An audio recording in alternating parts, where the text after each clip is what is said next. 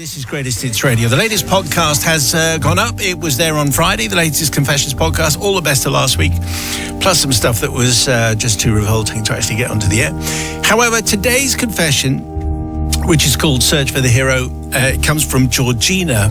And I'm thinking, as I've mentioned today, that Matt will not be forgiving this. I'm doubtful. I think I will forgive. I always try and find a way, don't I? Okay, well, the gauntlet is thrown. Okay. Georgina writes, Dear Simon and the Confessional Collective, I have confessed before. It felt good to cleanse my conscience. I've decided to do some further moral decluttering. So here goes. This happened during one of the many and varied versions of COVID lockdown. We were still clapping on our doorsteps on Thursday evenings, if that helps with the timeline. I was out in my car and I got a flat tyre. Called straight into a tyre repair shop, conveniently located, and they said the tyre couldn't be repaired and a replacement was required. They said there was a bit of a wait as only a limited number of mechanics were available and advised me to go for a coffee while I waited. An awful lot of things seemed to be open for Georgina somehow. Anyway, they advised me that they needed the locking wheel nut thing to get the wheel off, and I told them that it was with the spare tyre in the boot. So I toddled off for a frothy coffee quite happily and returned after an hour to find my car had 4 brand new tyres, had been given a full valet, complete with a new little tree air freshener to make the car smell like a forest. Why anyone would want their car to smell like a forest, I'm not at all sure, but it did. And then I was told there was no charge. Wow. Obviously, I was confused, puzzled as to why this was happening. My tyres had been past their best, but they didn't really need fully replacing. And no charge? What was going on? Well, I discovered that whilst the tyre fitter was locating my locking wheel nut thingy from the car boot, he'd found a box in my boot with full sets of PPE equipment, gloves, face masks, hand sanitizer and so on, plus a sign with an official NHS logo on stating midwife on visit. So for total disclosure, I may as well confess the lot at this point. The midwife on visit sign had been donated to me by my midwife friend so that I could park in the residence bay when watching my local football team play. No. I told you. And the PPE box in the boot was there as my sister had left it in there the previous day and was for her job as a nursery worker. The tyre fitter said there was no charge for our NHS heroes. And I honestly did try to make a little bit of a protest, but was maybe not quite forceful enough or completely upfront about the truth of the items in my boot. I got 4 new tyres and a valet, not forgetting my little tree air freshener to make my car smell like a forest.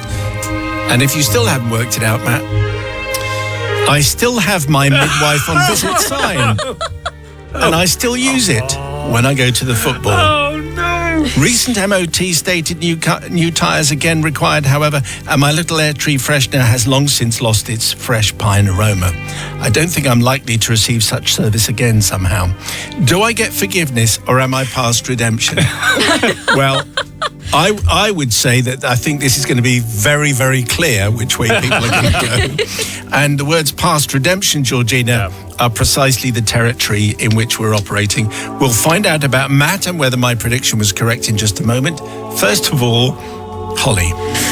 Well, where do you even start with I know. this? I think having a midwife sign and using it to park at your football club Is bad enough. is pretty bad. And then not coming clean when obviously these guys were doing such a generous thing and obviously believed that, you worked in the NHS and doing such amazing stuff, but actually you didn't, and it was just happened to be in your car. You could have come clean at that point and just said, this is the situation, and you didn't, and that's not very good. And so for all those reasons, it's very easy not to forgive this, I'm afraid. Yes, I mean, there was no doubt where Holly was going to land. The question is, where does brother Matthew go with Georgina? To be clear here, she did try to tell them that she wasn't really, that she wasn't a key worker. She put up a bit of a fight, and it's not her fault that they found all the stuff in the. She didn't know that they were going to find it all in the boot.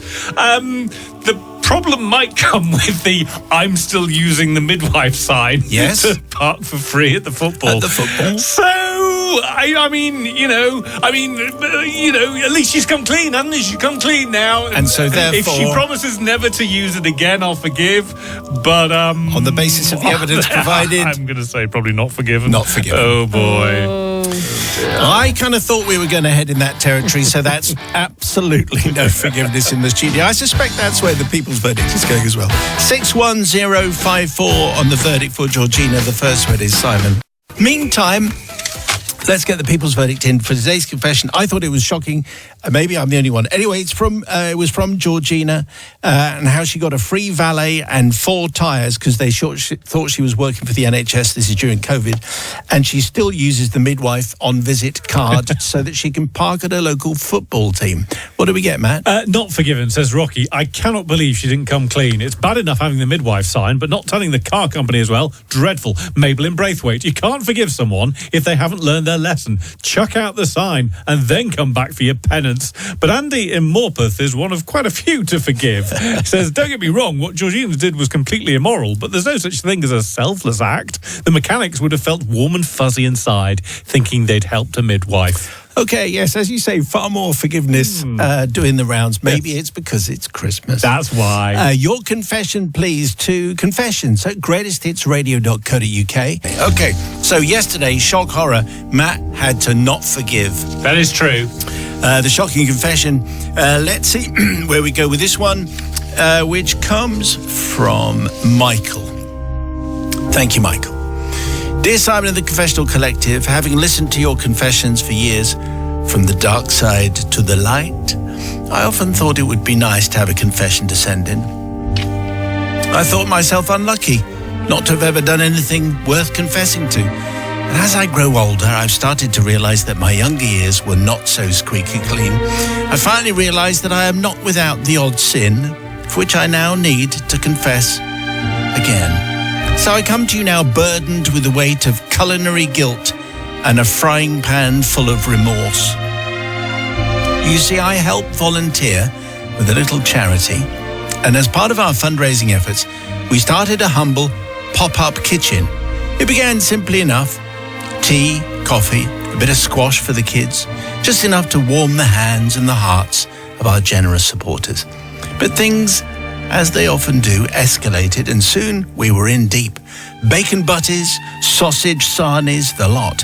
We invested in hot plates, cooking gear, even 2 large 3-bay food warmers to keep our lovingly prepared goodies piping hot. We were, dare I say it, becoming quite the event caterers. And then came the moment that changed everything. At one particular busy event, someone approached our modest counter with a very modern request. Do you have an oat milk latte and a vegetarian sausage sandwich, please? No. Well, cue awkward shuffling and nervous glances and the truth, because we had neither. No oat milk, no veggie sausages. The patron's disappointment was palpable, a kind of disillusionment usually reserved for when you find out your favourite biscuit has been discontinued, or your children disappoint you, or you lose at home to Fulham. Yes. I've added that last bit. Oh, have you? By the way, Right, okay. to make it topical. So determined never to be caught again, we embarked on a mission of meatless discovery. We tried every vegetarian sausage under the sun, pan-fried, grilled, oven-baked, until we found the one. I won't name names specifically, but let's just call it the Belvedere. Tasty, textured, and easy to cook. It was everything that we hoped for. Fast forward to our next event. I pre-cooked the bacon, the pork sausages, and yes, a full 6-pack of the Belvederes. They were lovingly arranged into our food warmers, bacon in one tray, sausage in another, vegetarian delights in the third. They were kept separate and everything. The event began. Bacon sandwiches were flying out. Sausages were sizzling, spirits were high. And then, finally, someone asked for a vegetarian sausage sandwich. And then another, and I was thrilled. All our efforts had paid off. The crowd was happy, and even one discerning customer asked what kind of veggie sausage we used, as it was the best they had ever tasted. I beamed with joy and said, "It's the one we specially sourced. It's called the Belvedere." Well, we closed the stall on a high. The team began to pack up, and I turned to tidy the warmers and collect the unused food. And that is when my soul left my body. Oh, no. I think you're overstating things a little bit, Michael, but anyway. There, tucked neatly in their bay, untouched and pristine, were all 6 vegetarian sausages. Oh. The Belvederes, unused, untouched, untasted, unsold. I had been handing out pork sausages to every single vegetarian customer.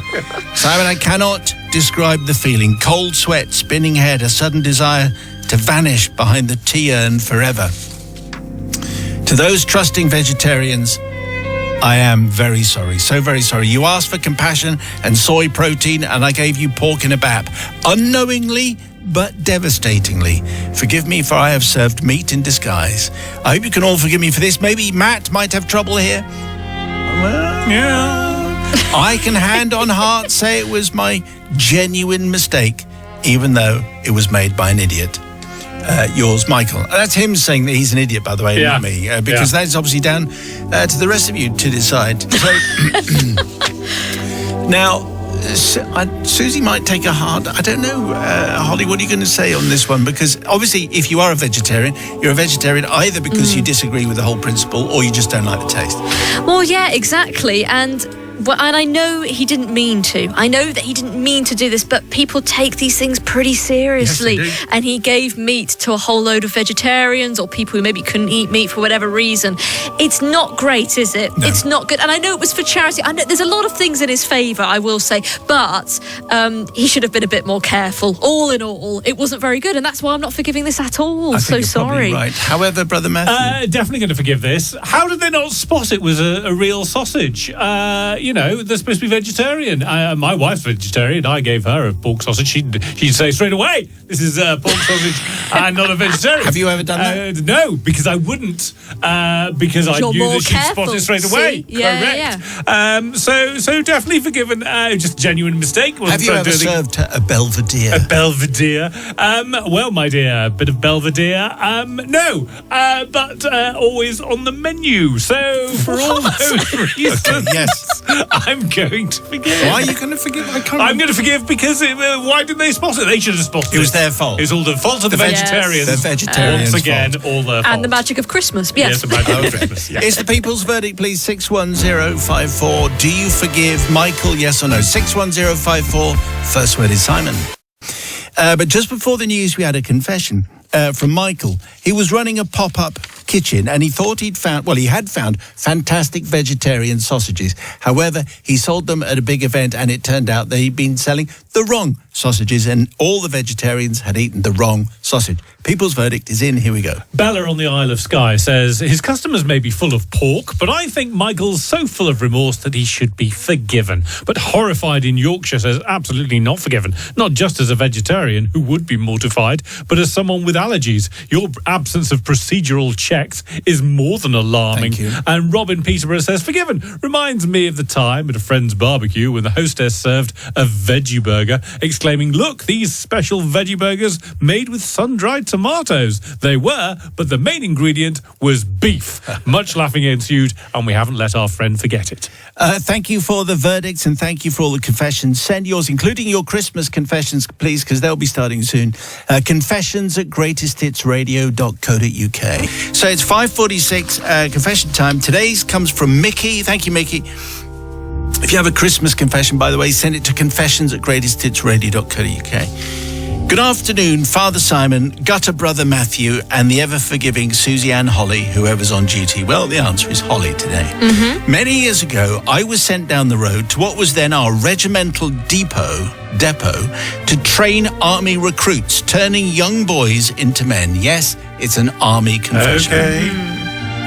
I joined my merry bunch of blokes in week 2 of their training which was all the boring stuff like drill, weapon handling in a classroom, more drill and kit inspections.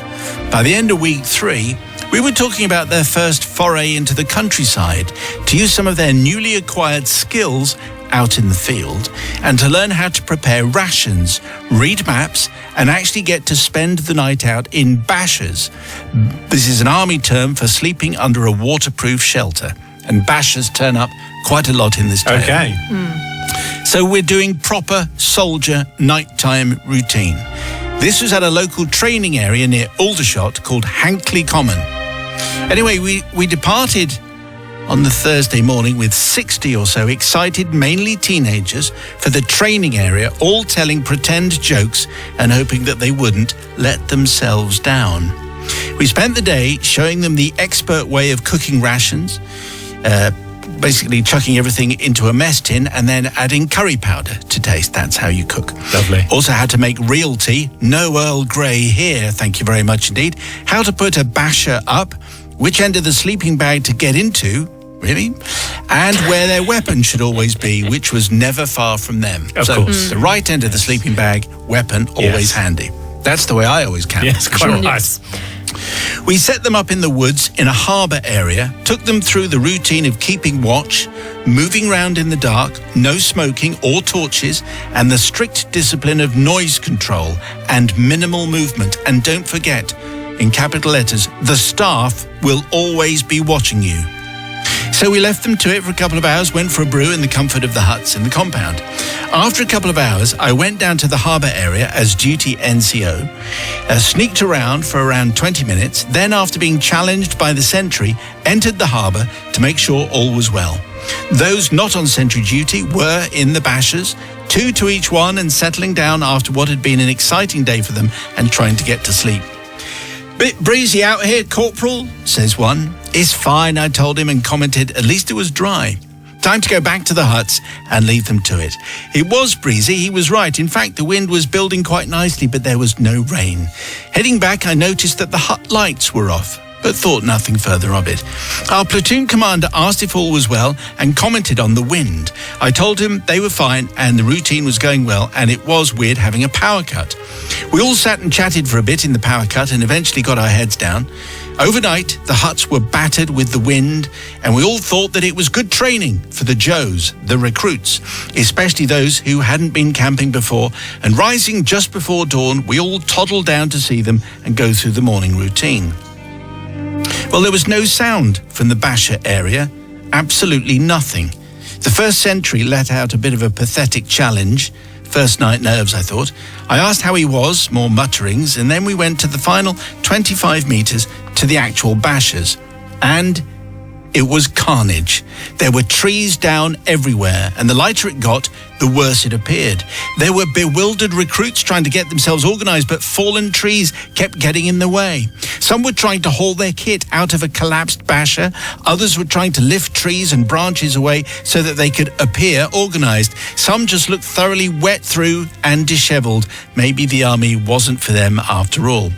"Gather in," I called, and my section of 8 closed in. Well, actually just 6 did. "Where's Smith and Jones?" I asked. A voice came from under some trees. "Here, Corporal." Nice. Because Smith and Jones were trapped under 4 trees that had collapsed over their basher, Wow. just falling short of crushing them. Looking round, I could see evidence of other bashers beaten down by the trees. Smith and Jones were cut out of theirs, and we went into full recovery mode. No casualties, fortunately, which was a miracle, because this, as you might have guessed, was October the 15th, 1987, the night of the Great Storm, the one where Michael Fish assured everyone there was no hurricane on the way and no one needed to worry. So, to the Holy Collective, I don't seek forgiveness from the poor recruits. They probably spent years telling their mates how they'd survived and that it was the best thing ever. No, I seek forgiveness from their parents, their wives or girlfriends, who would have been horrified at what we'd put their young boys through and and why we weren't looking after them properly. All parents worry. It's only natural, but maybe this was a bit much after only 4 years into their 4 weeks into their career rather than 4 years. Okay, well, I suppose if you've camped out in the Great Storm, that is quite a tale.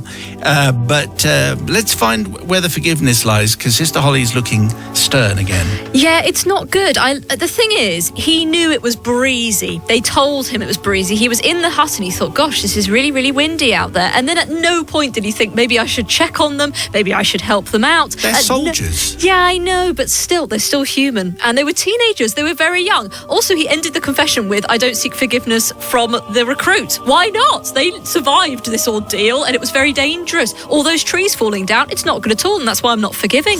Okay, let's check in with Brother Matthew. So I'm going to forgive because it was all part of the training, wasn't it? They learned all about camping when it's particularly breezy, and also don't camp too near the trees, or do camp near the trees, but obviously don't be there when they fall over. That's a good lesson learned. Is that right? Take that on later in life, and yes, one little life lesson I live by. Yes, definitely forgiven because of all the trees and the wind, obviously. But combine the two, and you've got trouble. And that's exactly what they learned. Yeah. I mean, basically, don't camp in a hurricane. No, Yeah. don't do that. Near a tree.